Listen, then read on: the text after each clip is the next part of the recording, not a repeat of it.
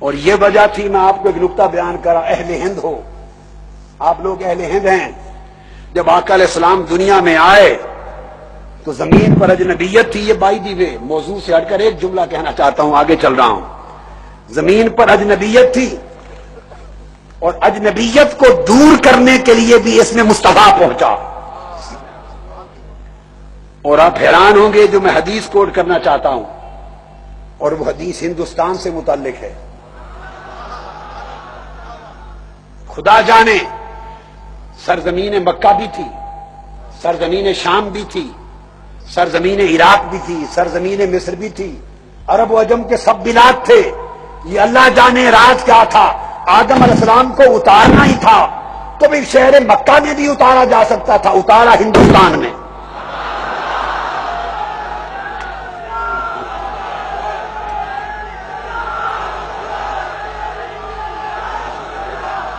پہلے نبی کے پہلے قدم ہند کی زمین پہ لگے. اللہ کو معلوم تھا کہ قیامت تک یہاں میرے مصطفیٰ کے عاشق رہیں گے.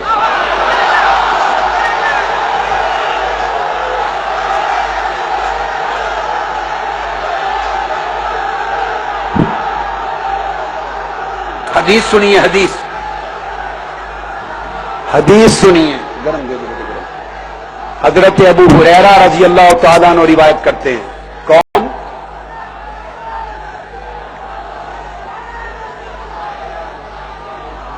سنیے بھائی، آپ کا جوش ختم نہیں ہو رہا، میرا وقت ختم ہو رہا ہے. آج جوش کو کنٹرول کریں. جب گفتگو ختم کر لوں گا پھر جی بھر کے جوش کا مظاہرہ کرتے رہیں. جو 4-5 منٹ دے دوں گا آپ کو.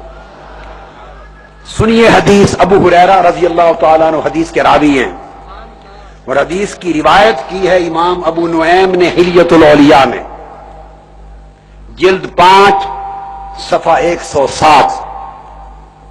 اور امام دیلمی نے روایت کی ہے، امام دیلمی نے مسند الفردوس میں جلد 4 صفحہ 271، حدیث نمبر 6798. اور اہل پاکستان خفا نہ ہو جائیں، یہ نہ کہیں کہ حدیث ہندوستان والوں کو جا کے ہند میں حیدرآباد دکن میں سنائی ہے. بھائی جب آدم علیہ السلام اترے اس وقت پاکستان نہیں تھا مگر ہند تھا، تو پاکستان بھی ہند کا حصہ تھا. پاکستان بھی اسی ہندوستان کا حصہ تھا. جب ہند کی بات ہو رہی ہے تو وہ پاکستان کو بھی شامل ہے.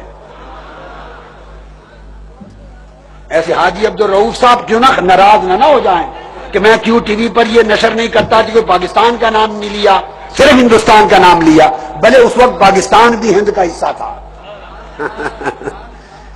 اور امام دیلوی نے مسند الفردوس میں حدیث نمبر 6798، اور امام ابن عساکر نے اپنی تاریخ میں جلد 7 صفحہ 437 حدیث سیدنا ابو ہریرہ رضی اللہ تعالیٰ عنہ روایت کرتے ہیں.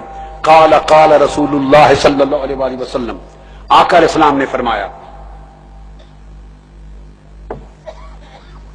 ہم اگر ہند والوں سے اور حیدرآباد دکن والوں سے اور بنگلور والوں سے اور بامبے والوں سے اور دہلی والوں سے اور بھوج والوں سے اور کچھ والوں سے اور بروڑا والوں سے ہم جب ہر ایک سے محبت کرتے ہیں تو یوں ہی نہیں کرتے، اس کے پیچھے ایک راز ہے. وہ راز یہ ہے کہ آقا علیہ السلام نے فرمایا، نازل آدم بالہند، کہ آدم علیہ السلام ہند کی سرزمین پہ نازل ہوئے. جنت سے اترے تو ہند پر اتارا، ہندوستان کی زمین پر. واستوحش، اب یہاں کوئی اور مخلوق تو تھی نہیں، انسانی مخلوق. پہلے فرد اترے تھے تو تھوڑے سے جب آپ اترے تو وحشت اور تنہائی سی محسوس ہوئی.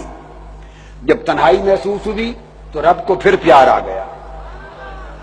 جنت سے بھیجا بھی خود، اور جب دیکھا کہ میرے محبوب بندے آدم کو ذرا تنہائی کی وحشت ہو رہی ہے تو پھر پیار آ گیا. آواز دی، جبرائیل دوڑ کر آ، فوری آ. جبرائیل امین کو بلا لیا اور کہا جا. اس کو بھی کلمات سکھائے جبرائیل امین کو، جا میرے آدم کی تنہائی دور کرنے کے لیے یہ آواز دے. جبرائیل امین اترے، فنازل جبریل فنادا بالاذان. تو اس حدیث سے پتا چلا کہ جبرائیل امین بھی سب سے پہلی مرتبہ جب زمین پر اترے تو وہ بھی سرزمین ہند تھی.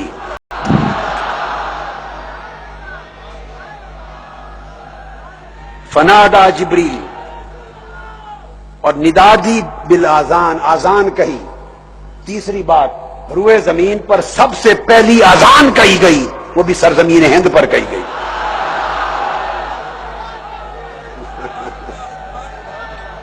سب سے پہلی اذان یہاں کہی گئی، اللہ اکبر اللہ اکبر، اشہد ان لا الہ الا اللہ مرتین، اشہد ان محمد رسول اللہ۔ جبرائیل امین نے اذان کہہ کر اشہد ان محمد رسول اللہ کہا، اور وحشت دور کرنے کے لیے عرض کیا حضرت آدم علیہ السلام کو کہ باری تعالیٰ نے فرمایا ھذا آخر ولدک من الانبیاء، انبیاء کے آخری نبی محمد مصطفیٰ ہوں گے آپ کی اولاد سے۔ تو آپ کی وحشت دور ہو گئی، آپ کی وحشت دور ہو گئی۔ تو میں عرض کر رہا تھا کہ آقا علیہ الصلوۃ والسلام کی ولادت سے پہلے حضور علیہ السلام کا وسیلہ، سیدنا فاروق اعظم نے تو کہا حضور کا وسیلہ ہوا کرتا تھا، کب سے؟ حضرت آدم کے نزول علی الارض کے وقت سے وسیلہ مصطفیٰ تھا۔ پھر آقا علیہ السلام ابھی پیدا نہ ہوئے تھے، بنی اسرائیل وسیلہ مصطفیٰ سے دعا کیا کرتے تھے اور ان کو فتح ملتی تھی۔ اب بخاری شریف کی اس حدیث کی تائید، بخاری شریف کی اس حدیث کی تائید، اب دلچسپ بات یہ ہے قرآن مجید سے لے رہے ہیں،